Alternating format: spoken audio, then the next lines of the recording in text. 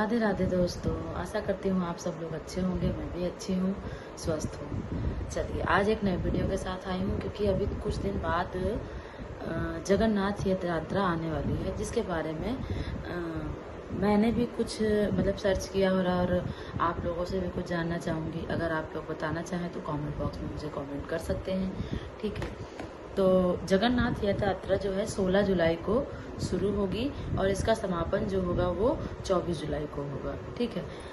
इससे पहले भी मैं एक जगन्नाथ की एक लीला थी जो मुझे बहुत प्रिय लगी, उसके बारे में मैंने वीडियो बनाई थी। तो अगर आपको अच्छी लगती है, अगर आपको सुनना है, देखना है, तो मेरे चैनल पर जा कर के उसकी वीडियो देख सकते हैं, ठीक है। अगर आप नए हैं तो मेरे चैनल को सब्सक्राइब कर लीजिएगा और अगर पहले से कर रखे हैं तो एक लाइक और शेयर ज़रूर कर दीजिएगा। चलिए, तो समय न गवाते हुए अपने वीडियो को आगे बढ़ाती हूँ। जैसे कि मैं जितने भी वीडियो बनाती हूँ मेरी भक्ति से संबंधित होते हैं, लड्डू गोपाल से संबंधित होते हैं, इन्हीं सब से संबंधित होते हैं। मेरा और कोई से और वीडियोस नहीं बनाती हूँ मैं अभी, ठीक है। तो जगन्नाथ यात्रा के बारे में बताना चाहूँगी। जैसे कई लोग ऐसा क्वेश्चन पूछते हैं, मैं भी ऐसा क्वेश्चन कई बार करती थी। जैसे मैं जब इतनी समझदार नहीं थी, आज से 4 साल या 5 साल पहले, मैं नहीं जानती थी। मैंने पहली बार जगन्नाथ भगवान का नाम सुना था।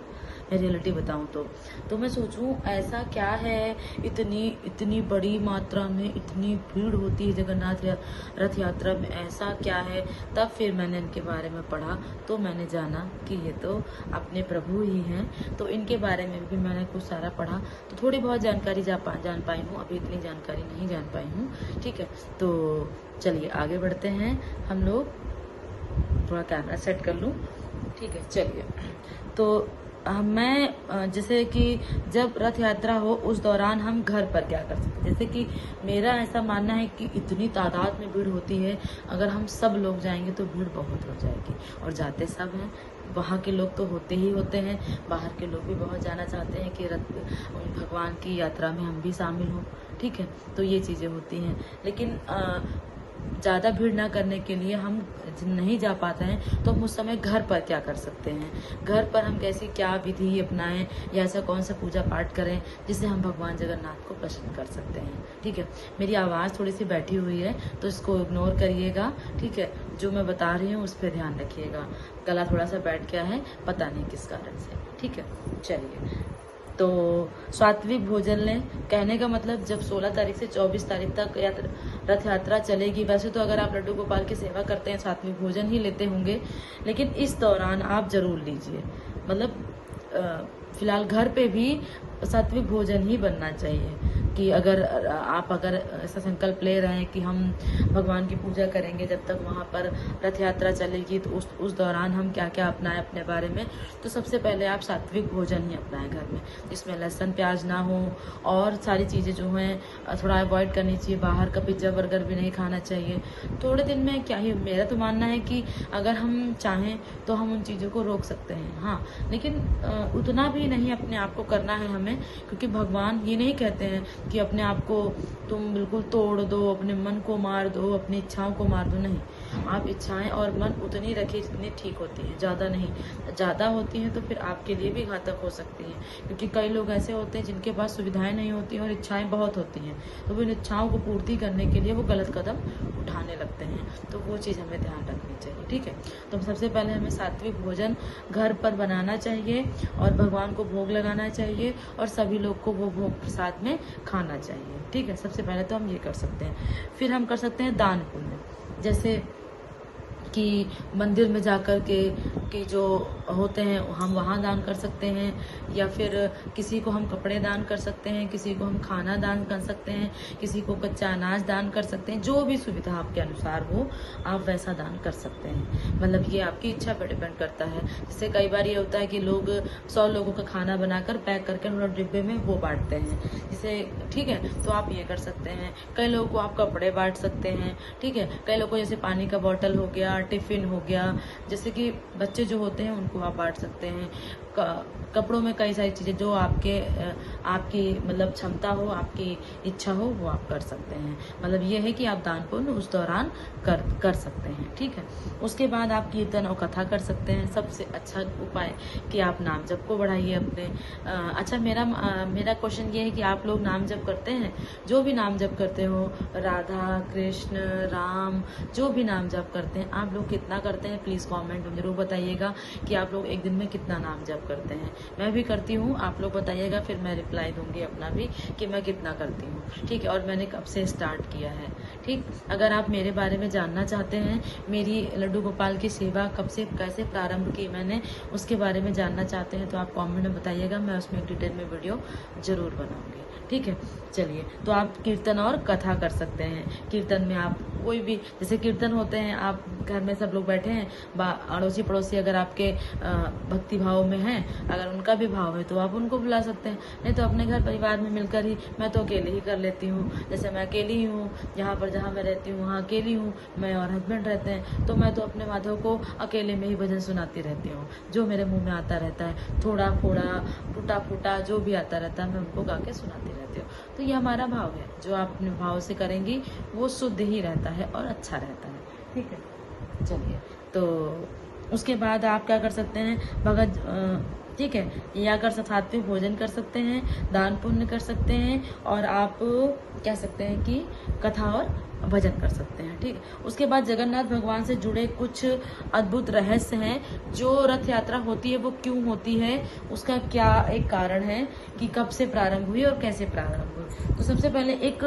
जब आपने देखा होगा जगन्नाथ भगवान के जब दर्शन किए होंगे तो अधूरा रूप है उनका, कहा जाता है कि ये अधूरा रूप है, लेकिन ऐसा नहीं है। उन्होंने जब कहा था निकल के बाहर कि नहीं, मैं पूर्ण हूँ, मेरा रूप ही ऐसा है, लेकिन कहा जाता है कि अधूरा रूप है, ठीक है। भगवान ने स्वीकार किया था कि ये मेरा पूर्ण रूप है, ठीक है। तो जगन्नाथ भगवान का, जो जगन्नाथ भगवान है, बालभद्र और सुभद्रा की मूर्ति अधूरी, बिना हाथ पैर के, पंजों के दिखती है। आपने देखा होगा उनके हाथ, बड़ी बड़ी आंखें हैं, बहुत सुंदर से लगते हैं। अगर आप देखेंगे तो मुझे तो बहुत अच्छे लगते हैं, देखती हूँ तो मैं, ठीक है।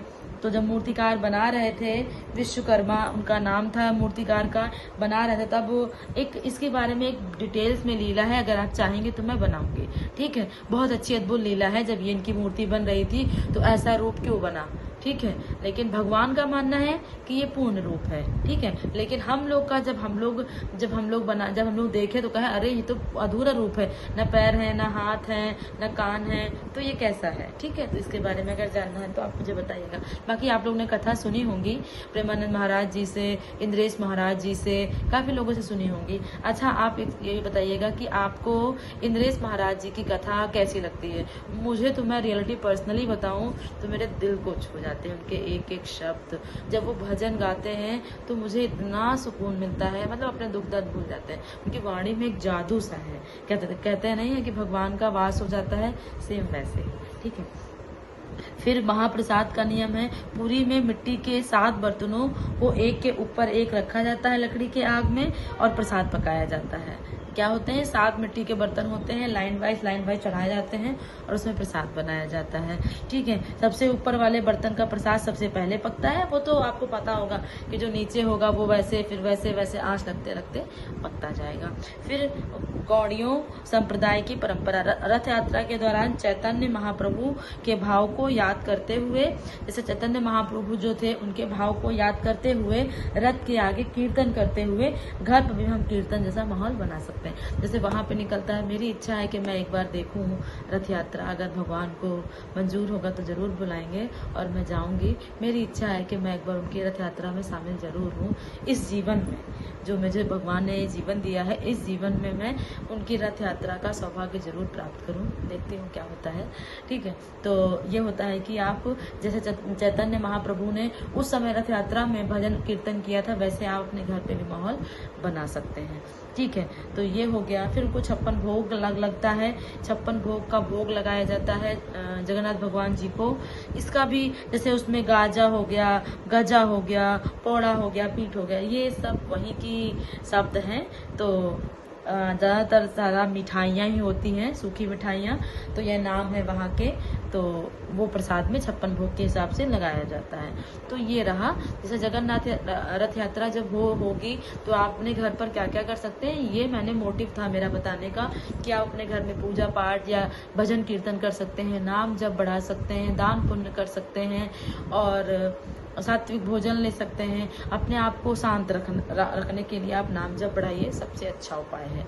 अगर आप अपने आप को अकेला कह सकते हैं कि बहुत ही सादा सिंपल लाइफ जीतने वाले हैं, तो आप नाम जप बढ़ाइए। मेरा ऐसा मानना है, पता नहीं क्यों, जब मतलब मेरा ऐसा पर्सनली एक थॉट है कि जब से आप अगर भक्ति में, मतलब लड्डू गोपाल की सेवा में अगर लग जाएंगे, तो रियलिटी में आपसे सब छूटने लगेगा धीरे धीरे। मैं रियलाइज़ नहीं कर पाई, कहते हैं कि बताया नहीं जाता है ऐसा, लेकिन रियलिटी में ऐसा होता है कि अगर आप उनकी सेवा करने लगेंगे तो धीरे धीरे पीछे वाला सब छूटता जाएगा आपका, और आपको इतनी खुशी मिलने लगेगी, इतनी खुशी मिलने लगेगी कि अकेले ही आप अपनी लाइफ को बहुत आनंदपूर्वक जिएंगे। हाँ, कभी कभी लाइफ में उतार चढ़ाव आते हैं, वो ज़रूरी भी है, नहीं आएंगे तो आप अपनी लाइफ को कैसे जान पाएंगे कि लाइफ में क्या क्या होता है। ठीक है, इसलिए आते हैं उतार चढ़ाव, उनको भी हमें जीना है, हमें सब कुछ देख के चलना है। तो ये आज की हमारी वीडियो रही। अगर आपको अच्छी लगी हो तो प्लीज़ सब्सक्राइब करते हुए जाइएगा, और लाइक और शेयर ज़रूर कर दीजिएगा, और कमेंट्स करके ज़रूर बताइएगा कि आपको जगन्नाथ यात्रा के बारे में क्या क्या और पता है। ठीक है, चलिए, अपना ध्यान रखिए और अपनी सेवा को जारी रखिए, अपनी भक्ति भाव में भाव रखिए, कभी भी हार ना मानिए, एक दिन ज़रूर आप सफल होंगे। राधे राधे।